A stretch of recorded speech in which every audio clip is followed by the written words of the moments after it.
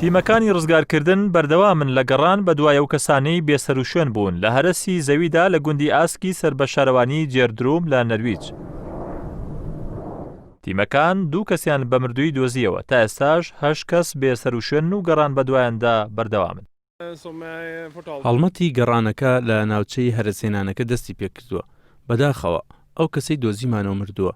لە گەڕانەکان یم دوایش هەڵمەتەکەمان چەرتر کردوێتەوە. تا ئێستا لە ناوچەکەداین لەگەڵ تیمی فڕۆکەوانی و سەگەکانمان لە پۆلیسی ناوچەی ئۆسلۆ.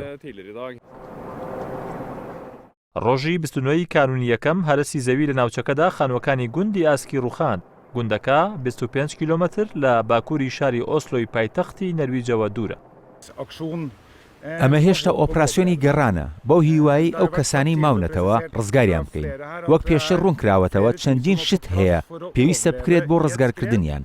دەبێت پلەی گرمی ناوچەکە جیا بکرێتەوە و ئاویش بەردەست بێت.